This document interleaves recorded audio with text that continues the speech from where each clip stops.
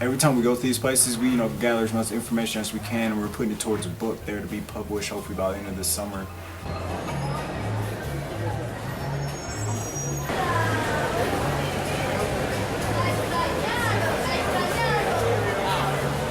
Good afternoon, Kiva. My name is Lennon Hawthorne. I'm here to discuss my trip to Guatemala. Hi, my name is Alexis. I go to Sacred Heart Cathedral and I'm an incoming senior. Hi, my name is Marika D. I'm a senior at Sacred Heart Cathedral.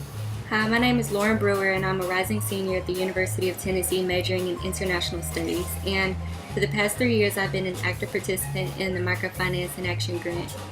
Most recently, we had the opportunity to travel to Guatemala to learn about how microfinance can be used as a tool to alleviate poverty. I'll tell you what made Guatemala different was that I was able to see a third world country in its poverty for the first time.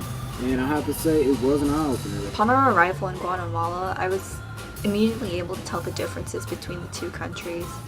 I remember driving through Guatemala City on our way to Antigua and just looking out the window. I remember seeing guards with guns, buses speeding down the road faster than some cars. I remember seeing a van with its doors wide open and people hanging off the sides, and just seeing a lot of those things that made me realize that Guatemala didn't really have their laws enforced.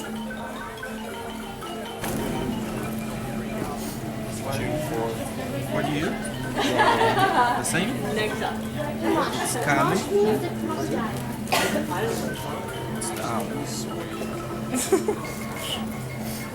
Antigua's a beautiful city, and it was refreshing to be in a place that wasn't too commercialized.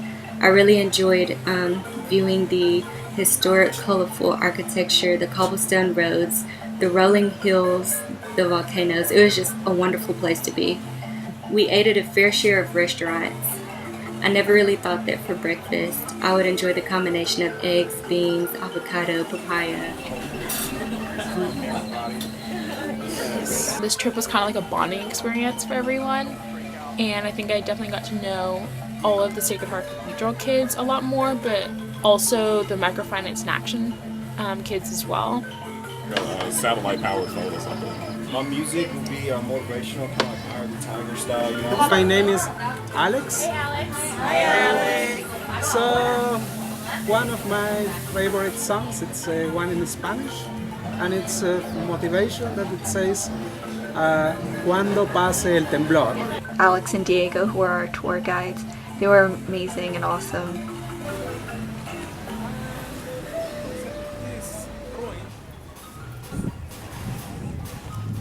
We also went hiking, and after making it to the top, we were, of course, tired, but we got a stunning view of the city, and up there we just chatted with each other, and Alex told us the history of Serra de la Cruz. And speaking of Alex, him and Diego were wonderful tour guides. Language barriers were never really an issue because we had them to translate. They always answered our questions to the best of their abilities, and they were just a joy to be around. You look really awkward.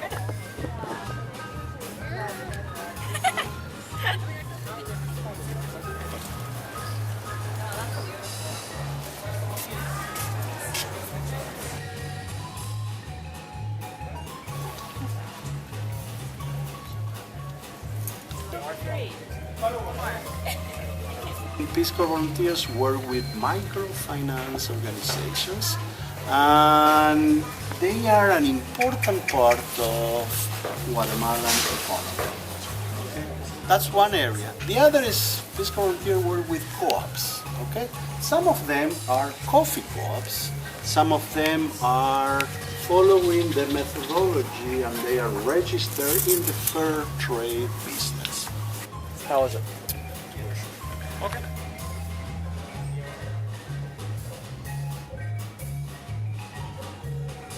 You expect that Guatemala, a tourist city, would have a very live and popping city at nighttime, like a really exciting nightlife. But one of the major factors that contribute to that nightlife being diminished was danger. There's a lot of violence there.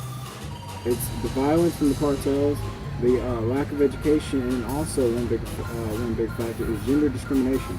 Women have basically the worst position there, especially if they're indigenous as well. If they're an indigenous woman, like let's say from Mayan roots, it's like 10 times harder.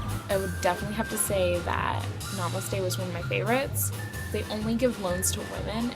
I think it's really cool that in a culture where women often aren't given opportunities to succeed, this organization is doing exactly that. We're working with around 500 women. I like the way how they put each of their female candidates through training evolutions to increase their financial and business literacy so their businesses can prosper as much as possible there.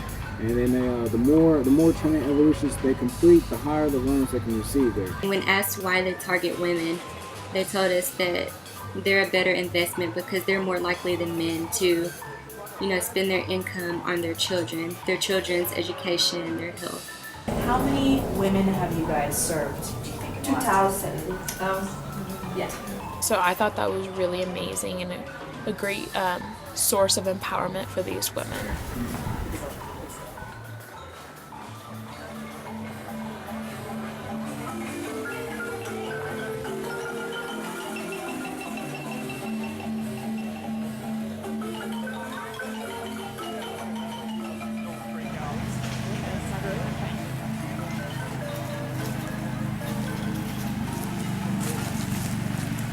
Here, Valhalla, it's doing a nice project because it's not only for doing getting the products. It's also about the care the environment. Because in Guatemala we have a lot of problems now with mudslides, landslides, and it's because people is trying to plant corn and they cut all trees. We are an SA. So we are not NGO. What does SA stand? Sociedad Anónima. Sociedad. Looks sound like a business. Yeah. So people don't give us anything because we are a business. But we are a business that has a very low capital. Most of the children they're working with their families out in the fields. They don't get to complete their schooling because of that, and also because the schooling there is you have to pay for it there. Unlike America, we have public schools that are mostly free. There, they have to pay for the schooling. So a lot of the kids, their parents are too poor to pay for the schooling. It's a sad thing.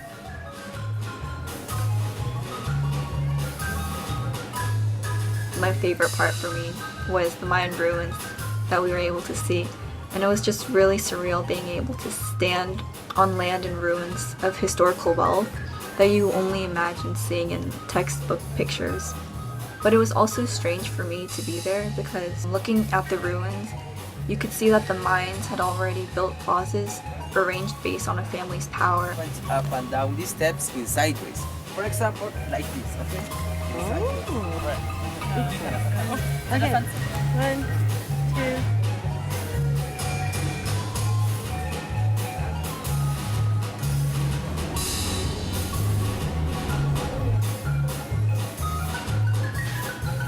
What I really like about Antigua, they built a strong relationship with every one of their loanees. Like it was, they really wanted to be connected with the community there, and that's what it takes to really make a difference here with poverty there. Because you have to connect with these people and let them know that there is a way out, and all they have to do is follow the steps. Le iba a dar la mano a las personas del área rural. Por esa razón pensamos en dos manos, ¿verdad?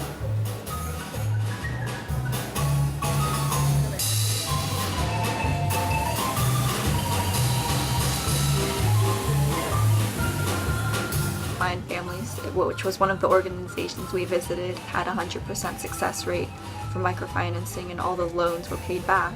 When the people apply for loans, we also sit down with them and go through their business idea. The only thing that we ask is that they have a business or a business idea. The person would have to complete their classes first, and only after finishing all their classes would they get the loan to buy all the materials.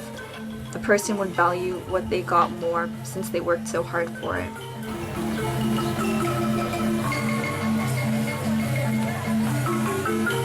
My favorite part of the trip was probably the last day where we went to the permaculture farm, and on the way there we took a boat tour where we got to just drive around.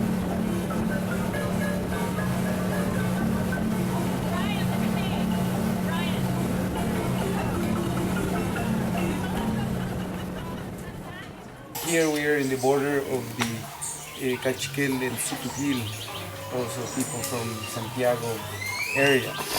Yeah, and so basically we're like a hybrid between Cachiqueles and Sucupiles.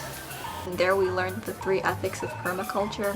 The first one was care for the earth, the second was care for people, and the third was fair share. He asked, what do you do with your surplus? Would we share it with those who need it, or would we rather sell it to someone with already so much? EMAP is an amazing place. I guess you'll see it physically, the grounds, when you take a walk. But what I love most about it is that it's run by local people, it was created right by local people, and a lot of the public is local people.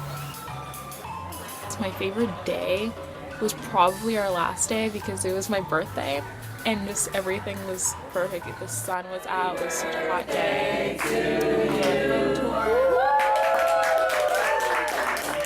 We went to a little market and I'm pretty sure I bought like a whole of Guatemala.